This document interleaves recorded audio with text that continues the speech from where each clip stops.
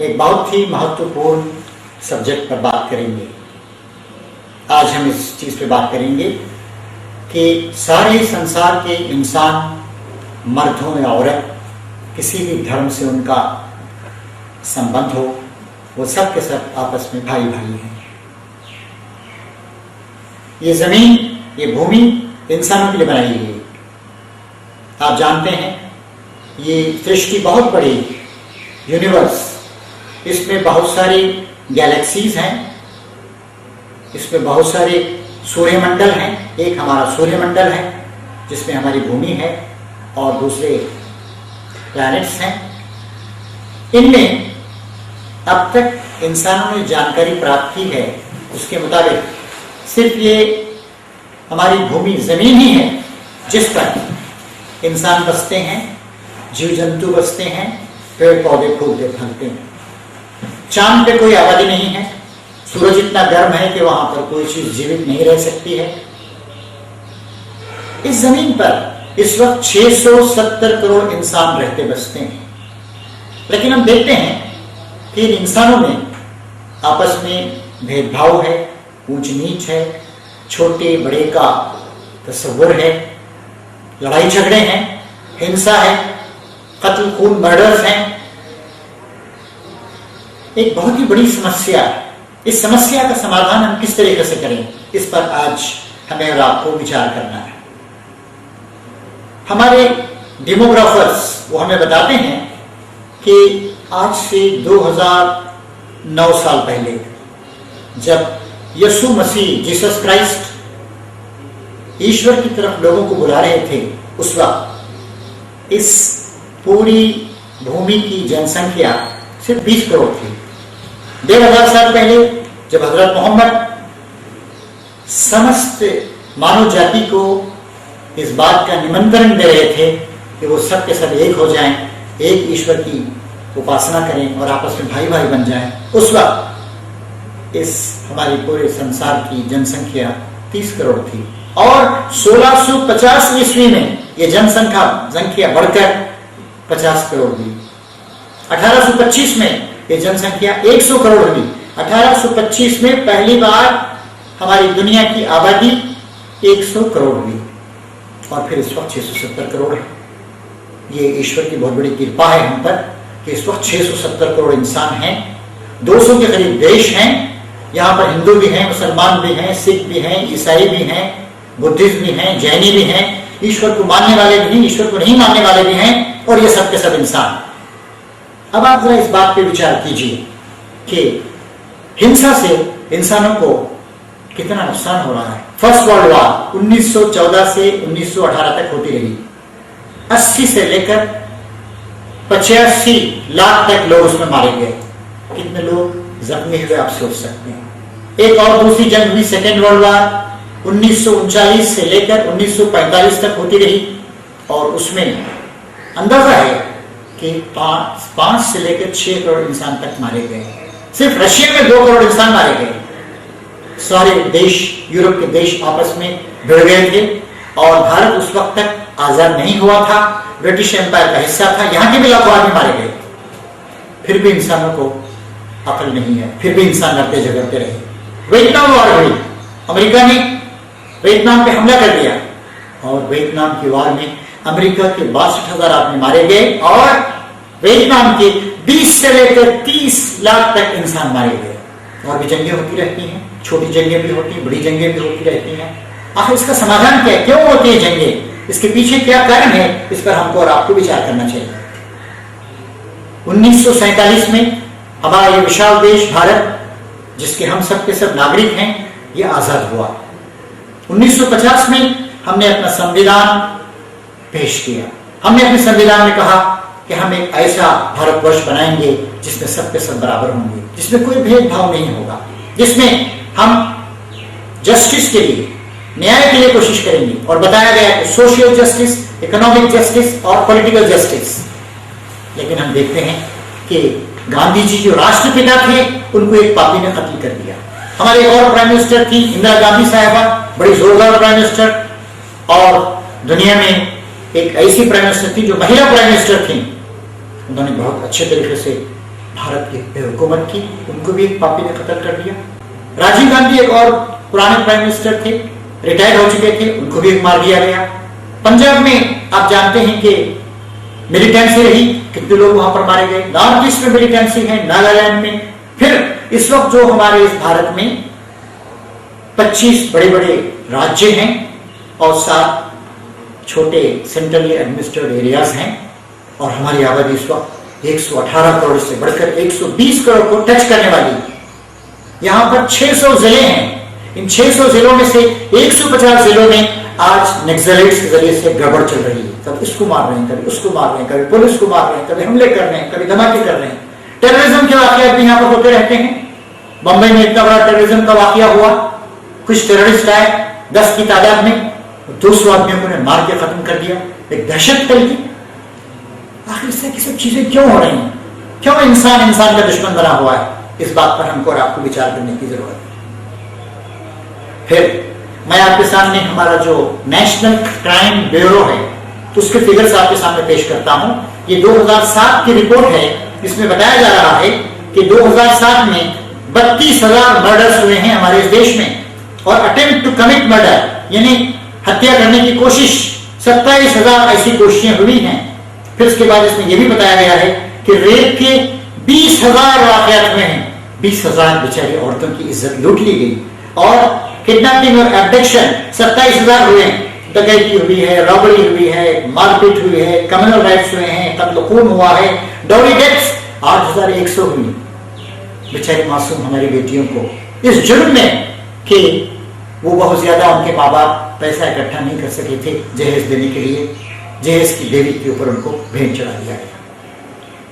Total violent crimes यानी हिंसात्मक जो क्राइम्स हुए हैं वो 21,500 नहीं 2,15,000 वायलेंट क्राइम्स हैं, और भी छोटे मोटे बहुत सारे क्राइम्स हैं। इस तरीके से हम देख रहे हैं कि हमारी जिंदगी से अमन और चैन रुखसत हो गया है। लड़ाई झगड़े हो रहे हैं, मारपीट हो रही है, कम्युनलिज्म है, हिंसा की बात की जा रही है, पॉलिटिकल पार्टीज लड़ रही हैं। इन सब के पीछे क्या कारण? इन सब के पीछे कारण यह है कि हम क्या हैं और इस जमीन पर हमें क्या करना है, इसके बारे में हमने विचार नहीं किया है। इसके लिए हम धर्म की तरफ जाते हैं। देखिए, धर्म के बारे में एक बात याद रखिए, जितने धर्म हैं, हिंदुइज्म हो, इस्लाम हो, क्रिश्चियनिटी हो, इस सब में आप देखेंगे कि ये अच्छाई की तरफ, भलाई की तरफ हमको बुलाते हैं, ये हमको बुराई से रोकते हैं, ये हमें रिफॉर्म करना चाहते हैं। और धर्मों में कुछ भिन्नता भी है, कुछ डिफरेंसेस भी हैं, लेकिन इसके बावजूद एक सही बात यह है कि सारे धर्म 2 बातें हमारे सामने पेश करते हैं। एक ये कि इस ईश्वर के प्रति हमारा कर्तव्य क्या है, और मानव जाति हमारे जैसे इंसानों के प्रति हमारा कर्तव्य क्या है। धर्म सबसे बड़ी बात ये बताता है कि ये दुनिया तो बहुत नहीं बन गई, इसका एक मालिक है, प्रभु है, सृष्टिकर्ता है। उसके लिए अलग अलग नाम, उसे हम अल्लाह कहते हैं, खुदा कहते हैं, ईश्वर कहते हैं, प्रभु कहते हैं, मालिक कहते हैं, गॉड कहते हैं। उसे जैसे तेलुगु जबान में या और दैवम कहते हैं, तमिल जबान में इरावन, कड़वुल, आंडवन कहते हैं। आप रशिया चले जाएं, वहां के बॉक कहते हैं।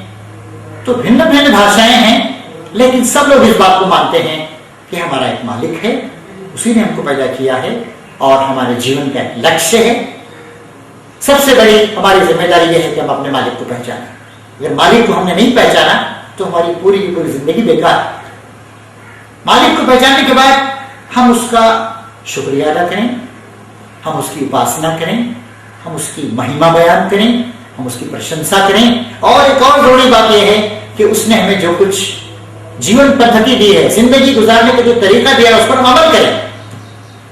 और इसके लिए यह बात जरूरी है कि हम दूसरे इंसानों के साथ भाई भाई का सलूक करें। हम सब के सब भाई बहन हैं, ये बात बहुत ज्यादा जरूरी है। और चूंकि आज धर्म बहुत कमजोर हो गया है, आज लोगों में धार्मिकता नहीं रही है, सच्ची धार्मिकता नहीं रही है, बल्कि सच्ची बात यह है कि धर्म का भी दुरुपयोग किया जा रहा है इंसानों को लड़ाने के लिए। तो इसलिए इंसानों को ठीक करने के लिए सबसे पहली जरूरी बात यह है कि हम अपने मालिक की तरफ फिर से लौटें। और फिर अल्लाह, अपने ईश्वर की तरफ, अपने मालिक की तरफ लौटो। उसके प्रति तुम्हारा क्या कर्तव्य है उसको जानो, उसने किस लिए तुम्हें जीवन प्रदान किया है और इस जीवन का लक्ष्य क्या है, इस पर आप विचार करें। दूसरी बात यह है कि हमने इंसानों में ऊंच नीच और हाई कैस्ट, लो कैस्ट, और भारत की एक बहुत बड़ी, हमारे देश की कमजोरी ये है, जहां बहुत सी हमारे पास खूबियां हैं, वहां पर एक बहुत बड़ी कमजोरी ये है कि यहां पर कैस्टिज्म पाया जाता है, छुआछूत पाई जाती है, अस्पष्टता, कुछ लोगों को छूना नहीं चाहिए।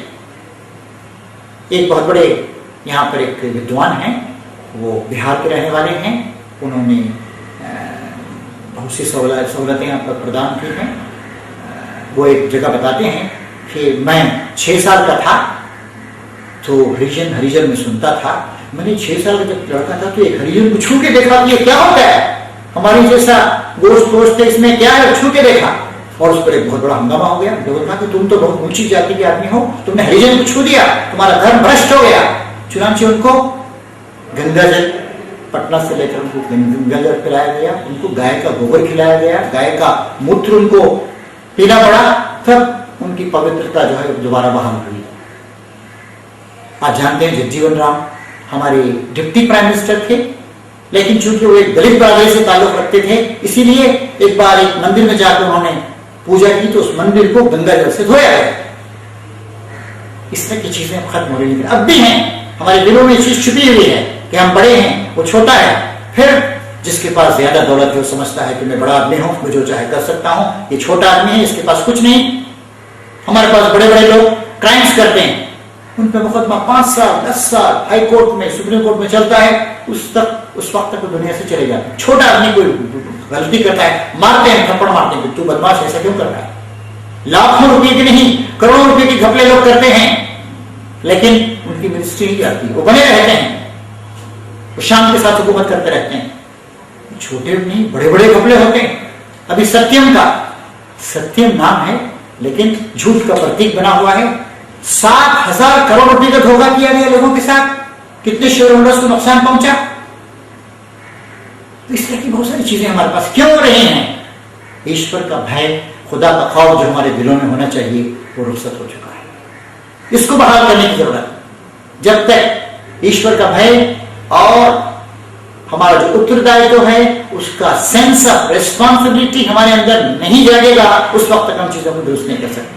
दूसरी बात यह है, हमें ये बात जाननी चाहिए कि इंसान की हकीकत क्या है। क्या है इंसान? क्या इंसान अलग अलग जगह अलग अलग डेवलप हुए हैं, या एक हमारे माँ बाप थे? हम सब के सब एक हैं या हम सब के सब अलग अलग हैं?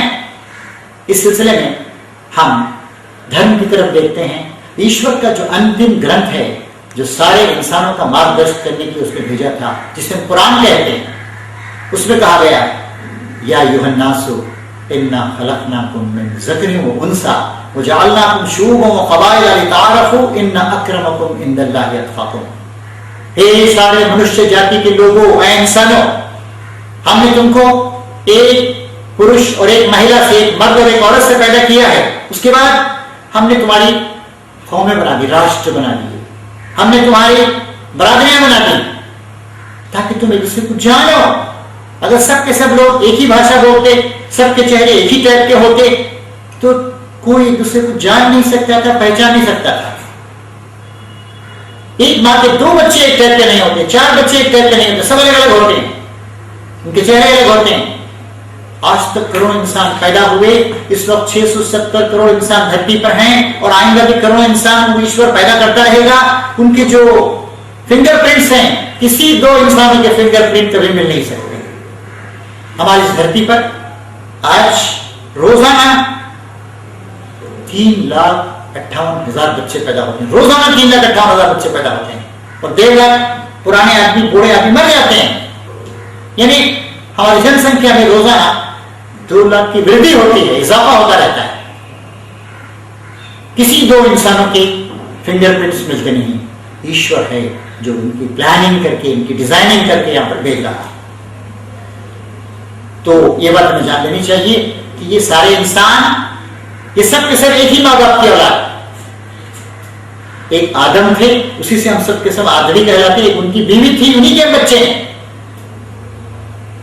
National geographic society of America, उसने आज से 4-5 साल पहले एक सर्वे करवाया, डीएनए टेस्ट करवाया। उसने कहा कि हाँ, अब ये बात साबित हो गई है कि सारे इंसान एक माँ बाप की औलाद। और वहीं से लोग फैले। उनका कहना है कि अफ्रीका से ये चीज, केनिया वगैरह से, वहां से लोग निकले और फिर जगह जगह जगह कैसे गए वो बताते हैं, डीएनए टेस्ट करके बता रहे हैं ये आदमी कहां से किधर आया, यूरोप में कब आया, अफ्रीका में कब आया, अमेरिका में किधर आया, इंडिया में कब आया, दक्षिण भारत में कब गया, चीन में कब गया।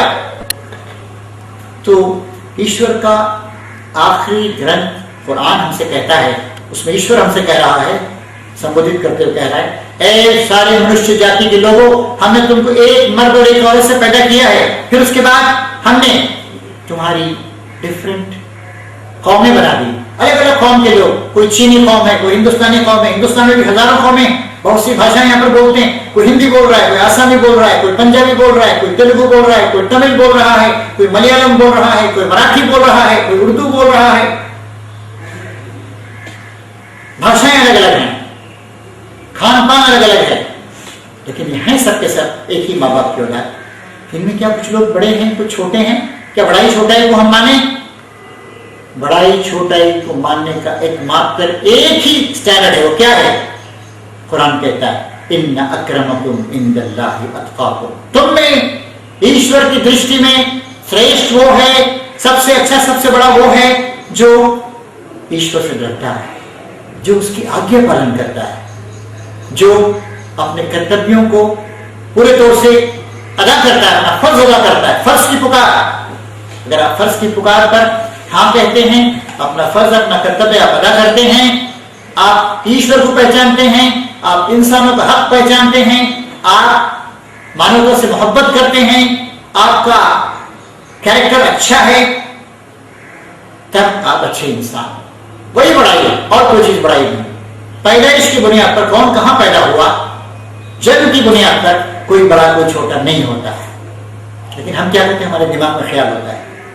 आज पॉलिटिक्स में बड़ी हद तक ये छूट छाट खत्म हो गई है, ये बड़ाई छोटाई खत्म हो गई है। दलित भी काम कर रहे हैं, मुसलमान भी काम कर रहे हैं, हिंदू भी काम कर रहे हैं, सब मिलकर काम कर रहे हैं। इसके बावजूद हम देखते हैं कि अक्सर लोग सूंघ के देखते हैं, पूछते तो नहीं, लेकिन सूंघ के देखते कौन आदमी है, किस जाति का है, बड़ा है या छोटा है, बड़ी जात है छोटी जात। इन सब चीजों को हमें खत्म करना होगा, और उसके लिए हमें ईश्वरीय मार्गदर्शन की आवश्यकता है। और ईश्वर हमें बुलाता है, एक जगह वो कहता है, वल्लाहु यद'उ इला दारिस सलाम, तुम्हारा मालिक, तुम्हारा ईश्वर तुमको सलामती के घर की तरफ बुलाता है, वो जन्नत। और दुनिया को भी हमें जन्नत बनाना है। सिर्फ वो जो मरने के बाद, प्रलय के बाद एक जन्नत आएगी, एक स्वर्ग आएगा, नहीं, इस धरती को भी हमको स्वर्ग बनाना है। एक बहुत बड़े विद्वान गुजरे हैं, उन्होंने आज से 800 साल पहले कहा था कि इस धरती पर भी एक स्वर्ग है। उस स्वर्ग में अगर तुम दाखिल नहीं हुए तो वो जो हमेशा हमेशा की जिंदगी का जो स्वर्ग है, उसमें भी तुम कभी जा नहीं सकते हो। क्या है वो स्वर्ग? वो स्वर्ग ये है कि हम इंसानों का आदर करें, उनका एहतराम करें, हमारे अंदर प्रेम की और मोहब्बत की भावना हो, हम उन सबको ईश्वर की तरफ बुलाएं, हम सबको भाई भाई समझें, हम अपना पेट भरने से पहले अपने भाई का पेट भरने के बारे में सोचें। किसी ने एक और बड़ी अच्छी बात कही, it is very easy to love the whole of humanity but very difficult to love your immediate neighbour. सारे इंसानों से मोहब्बत करना और मोहब्बत की बातें करना ये तो बहुत आसान है, लेकिन तुम्हारा जो पड़ोसी है उससे मोहब्बत करना मुश्किल। ईश्वर की तरफ बुलाने वाले महान पैगंबर हजरत मोहम्मद ने आज से 1400 साल पहले कहा था, खुदा की कसम, वो आदमी इस्लाम पे नहीं चल रहा है, वो मुसलमान नहीं है जो खुद पेट भर कर खाए और उसका पड़ोसी भूखा सो जाए। हर आदमी अगर अपने पड़ोसी की फिक्र करने लगे तो उसके बाद दुनिया की बहुत सारी समस्याओं का समाधान हो सकता है। एक बार उनकी धर्मपत्नी हजरत आयशा, उन्होंने पूछा, या रसूलुल्लाह, पड़ोसी कौन है, पड़ोसी का डेफिनेशन क्या है, परिभाषा क्या है? आस पास के 40 घराने, ये सब के सब तुम्हारे पड़ोसी, इन सब का ख्याल रखो। एक बार हजरत मोहम्मद ने कहा कि मेरे पास ईश्वर की तरफ से उसका फरिश्ता जिब्राइल आया, बार बार आया, पड़ोसी के हक के बारे में, उसके साथ अच्छा व्यवहार करने के बारे में बार बार मुझे नसीहत करता रहा। यहां तक कि मैंने सोचा कि मरने के बाद जो वरासत होती है, जो कुछ छोड़ता है आदमी, शायद उसमें भी पड़ोसी को हिस्सा दे दिया जाएगा। इस तरीके से पड़ोसी का ख्याल रखना, सबको अपना भाई समझना, ये बात बहुत ज्यादा जरूरी। मैंने अभी आपको बताया कितनी शर्म की, लज्जा की बात है, हिंदुस्तान में 8000 औरतें हर साल जहेज के नाम पर हत्या कर दी जाती है उनकी। ये तो वो केसेस हैं जो रिपोर्ट होते हैं, और कितने केसेस हैं जो रिपोर्ट नहीं होते। तो इस तरह के तमाम जो भी क्राइम्स हो रहे हैं, इन सब के खिलाफ हम सबको मिलजुल कर काम करना है, और ये तस्वीर रखना है कि सारे इंसान आपस में भाई भाई। बड़ा वो है जन्म की बुनियाद पे कोई बड़ा नहीं है। कहां पैदा हुआ, दिल्ली में पैदा हुआ या कलकत्ता में या किसी देहात में पैदा हुआ, आसाम की, इसकी कोई महत्ता नहीं। मालदार घराने में पैदा हुआ with the silver spoon in his hand, या गरीब घराने में फुटपाथ पे पैदा हुआ, इसकी कोई महत्ता नहीं। बल्कि अगर कोई आदमी गरीब है, जाहिल है, पढ़ा लिखा नहीं है, तो मेरी जिम्मेदारी है, दुनिया में जितने खराब काम हो रहे हैं, भारत में जितने खराब काम हो रहे हैं, हमें समझना चाहिए कि हम भी उसके लिए जिम्मेदार हैं। क्यों हम ऐसा करते हैं कि हम तो अपना पेट भर लेते हैं और गरीबों के बारे में हम नहीं सोचते हैं? क्या हमारे इंसान नहीं, क्या वही खून उनकी रगों में नहीं दौड़ रहा है जो आपके मेरी रगों में दौड़ रहा है? क्या हम श्रेष्ठ हैं? क्या हमको सोने से पैदा किया गया था और उनको मिट्टी से पैदा किया गया? एक बार हजरत मोहम्मद ने ये बात भी बताई, अन्नासु मादिनु कमादिन ज़हबी वल फिज़्ज़ा, लोग काने हैं जैसे सोने चांदी की काने होती है, मिट्टी होती है, पत्थर ही होते हैं, लेकिन जब आप खोदते हैं, अंदर जाते हैं, आप कोशिश करते हैं, पत्थरों को तोड़ते हैं, मिट्टी को छानते हैं, सोना निकलता है, चांदी निकलती है। सारा इंसान मिट्टी से बनाया गया है, लेकिन वो सोना है, वो चांदी, बल्कि सोने चांदी की कान है वो। जरूरी नहीं कि एक मालदार और ऊंची जात के आदमी का बच्चा ही आगे बढ़े। एक छोटा इंसान, एक गरीब घराने में पैदा होने वाला एक बच्चा, वो भी बहुत बड़ा आदमी बन जाता है। लाल बहादुर शास्त्री हमारे प्राइम मिनिस्टर थे, वो गंगा को पार करते थे, तैर के पार करते थे, गरीब खानदान से उनका ताल्लुक था। तो आज इस बात की जरूरत है कि ये मोहब्बत और प्रेम और एक दूसरे के साथ कोऑपरेशन करने की भावना हमारे अंदर आम हो, और जो भी जहां गरीब है उसको ऊंचा उठाने की कोशिश करें। ये बहुत ही जिम्मेदारी की बात, बहुत ही अहम बात है। अब देखिए, ये जो हम एक दूसरे को छोटा समझते हैं, मुझे याद आता है हजरत मोहम्मद ने एक बार कहा था, जिस इंसान ने किसी दूसरे इंसान का आदर किया ईश्वर की वजह से, तो वो कहते हैं कि ईश्वर कहता है उसने उस इंसान का आदर नहीं किया, मेरा आदर किया। एक दूसरे इंसान का आदर करना हो गया ईश्वर का आदर करना। एक दूसरे इंसान की मानहानि करना, उसकी बेइज्जती करना या खुदा की बेइज्जती करना। एक और मौके पर हजरत मोहम्मद ने बताया, और कब बताया? जब उन पे जुल्म करके उनको मक्के से निकलने पे मजबूर किया गया, मदीने में भी बार बार उन पर जंग लगी गई, जब गरीबों को सताया गया, जब ईश्वर का नाम देने वालों को तकलीफ दी गई, और उसके बाद जब हजरत मोहम्मद मदीना से मक्का आए और मक्के पर कब्जा कर लिया और कह दिया कि आज सबके लिए अमान है, अमन है। जो अपने घर में चला गया उसके लिए अमन है, जिसने अपनी तलवार म्यान में रख ली उसके लिए अमन है, जो ईश्वर के घर में चला गया, शरण ले लिया, उसके लिए अमान है। आज किसी को कुछ भी नहीं किया जाएगा, आज सबको माफ किया जाता है। उस वक्त उन्होंने कहा, जो वहां कुरैश जाति के लोग थे, बहुत बड़े बनते थे, वो ऊंची जात का अपने आप को कहते थे, उन्होंने कहा कि तुम सबके सब आदम की औलाद, तुम्हारा ईश्वर भी एक है और तुम्हारा बाप भी एक ही था, तुम सबके सब आदम की औलाद हो, तुम सबके सब बराबर हो, कोई बड़ा नहीं, कोई छोटा नहीं, न काला बड़ा है, न गोरा बड़ा है, न अरबी बड़ा है, न गैर अरबी बड़ा है, सबके सब बराबर। ये भी उन्होंने बताया, ईश्वर तुम्हारे चेहरों को और तुम्हारे माल को नहीं देखता है, बल्कि वो तुम्हारे कर्मों को देखता है और तुम्हारे हृदय को देखता है। आज इसी बात की आवश्यकता है कि आप और हम सब के सब उस ईश्वर की तरफ लौटें, एक दूसरे को अपना भाई भाई समझें। हम सब के सब भाई भाई ही हैं। 670 करोड़ इंसान जो इस धरती पर रहते बसते हैं, जो 200 देशों में रहते हैं, जिनकी भाषाएं अलग हैं, जिनके धर्म अलग हैं, जिनका खान पान अलग है, वो चीन में रहते हो या हिंदुस्तान में, वो ब्राजील में रहते हो या इंडोनेशिया में, वो कोई भी हो, कैसे भी हो, गरीब हो अमीर हो, वो सब के सब बराबर है। और खासकर ये देश हिंदुस्तान इतना बड़ा देश है, हमारी जनसंख्या 120 तक पहुंचने वाली है और हम तरक्की की तरफ आगे बढ़ रहे हैं। लेकिन हमारे यहाँ झूठ है, हमारे यहाँ चोरी है, हमारे यहाँ बेईमानी है, हमारे यहाँ लड़ाई झगड़े हैं, हमारे यहाँ हत्या है, हमारे यहाँ 8000 औरतों को हर साल हम जिंदा जला रहे हैं और 25-30 हजार आदमियों को हम कत्ल कर रहे हैं, हत्या कर रहे हैं, बेईमानियां हैं। 25% लोग हमारे अभी तक जो गरीबी की रेखा है उससे नीचे जिंदगी गुजार रहे हैं। इस बात की आवश्यकता है कि हम इन सबको अपना भाई और अपना बहन समझें, हम सबका आदर करें, हम सबके साथ प्रेम करें, हम उन सबको ऊंचा उठाने की कोशिश करें। कितनी अच्छी बात कही है किसी ने कि ज्योति से ज्योति जलाते चलो, प्रेम की गंगा बहाते चलो। आइए और आप और हम इस बात का एक दृढ़ संकल्प लें कि हम सब के सब अपने मालिक से मोहब्बत करेंगे और अपने सारे इंसानों से मोहब्बत करेंगे और किसी किस्म की हिंसा को, तशद्दुद को, किसी किस्म के वायलेंस को, किसी किस्म की घृणा की भावना को हम इस देश में परवान चलने नहीं देंगे। मेरी आखिर में ईश्वर से, उस एक अकेले ईश्वर अल्लाह से इस बात की प्रार्थना है कि वो आपको हमको बुद्धि दे और हम सबको एक दूसरे से मोहब्बत करने और इंसानियत के साथ जिंदगी गुजारने की वो हमको शक्ति दे। शुक्रिया। खुदा हाफिज़।